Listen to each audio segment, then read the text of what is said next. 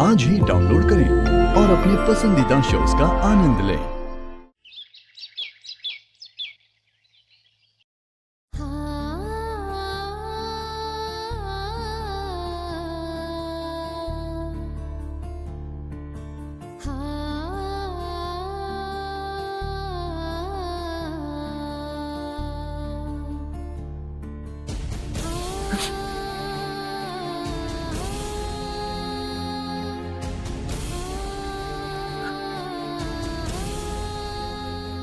हम सपने में भी नहीं सोच सकते ऐसा हादसा हो गया सावित्री।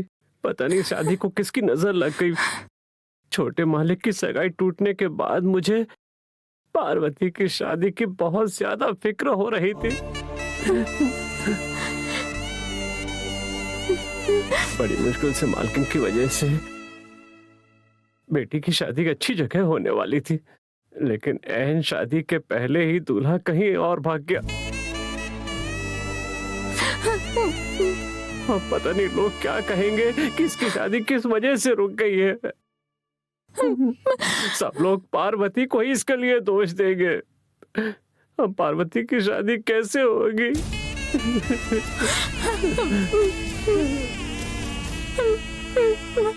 मुझे पार्वती के लिए बहुत चिंता हो रही है। अब भला हमारी पार्वती से कौन शादी करेगा? तुम भी बताओ ना सावित्री।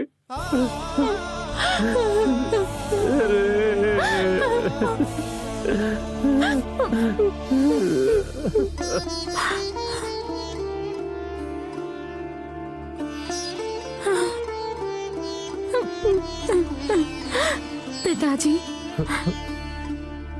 मेरी शादी नहीं हो पाई और अब आगे क्या होगा आप यही सोच रहे हैं ना? लेकिन ये शादी नहीं हो पाई, इस वजह से सबसे ज्यादा अपमान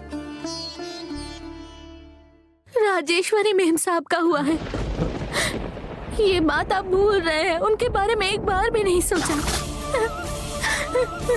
हमेशा ही इज्जत के साथ और सिर उठा के जीने वाली मेम साहब की आंखों में आंसू नहीं देखे गए।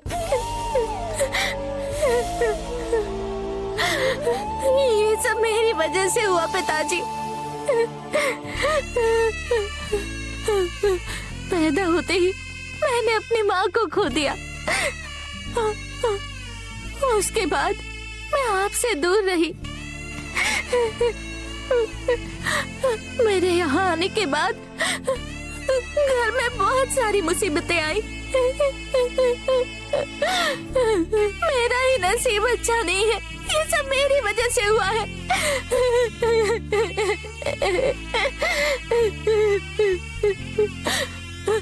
पिताजी, मेम साहब का इस तरह अपमान हुआ, उसकी वजह मैं ही हूँ। सारी मुसीबतों की जड़ भी मैं ही हूँ। ये सब मेरी वजह से हो रहा है पिताजी।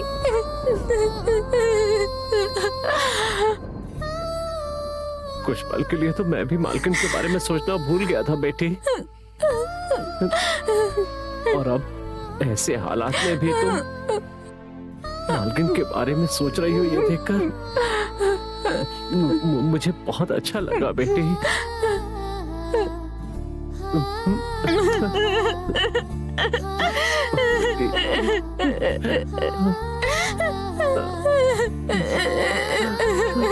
पिताजी,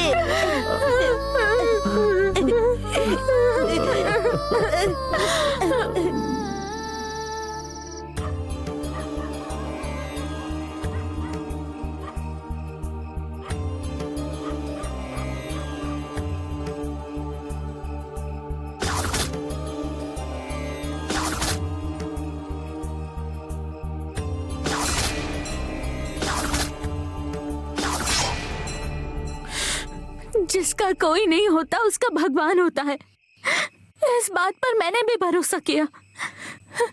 तो फिर आपने मेरा साथ क्यों छोड़ा?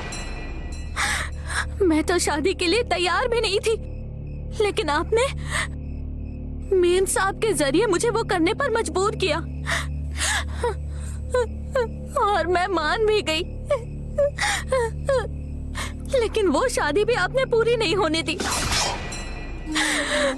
ये यह शादी अच्छे से होनी चाहिए और राजेश्वरी मेम साहब पर कोई भी कभी भी उंगली नहीं उठाना चाहिए। मैं इसके लिए प्रार्थना करती थी। उसके बाद भी आपने मेम साहब का सिर नीचे झुकाया, शेरनी की तरह रहने वाली राजेश्वरी मेम साहब मेरी शादी टूटने की वजह से सिर नीचे झुकाकर रो रही थी। पार्वती की शादी होते होते रुक गई, ऐसा सब कह रहे थे।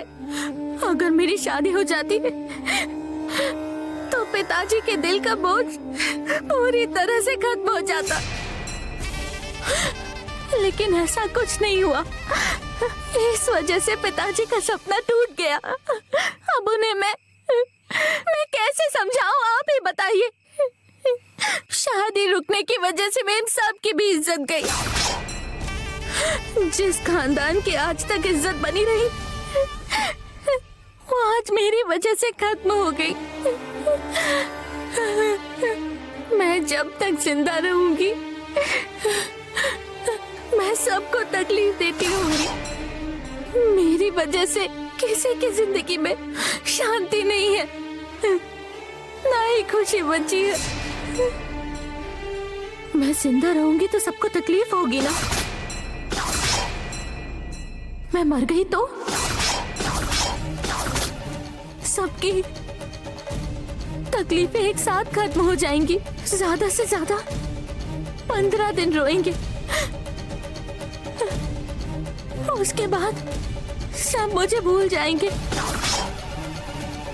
जब तक मैं जिंदा हूँ कोई चैन से नहीं जिएगा।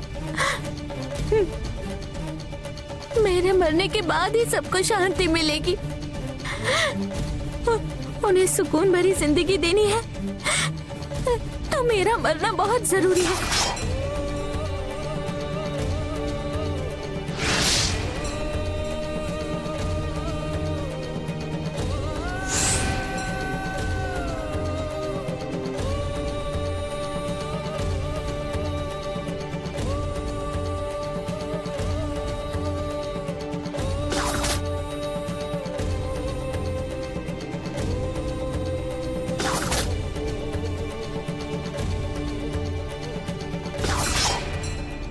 तुमने किसी की इच्छा पूरी की होगी, इसीलिए उन्होंने श्रद्धा से ये साड़ी चढ़ाई होगी।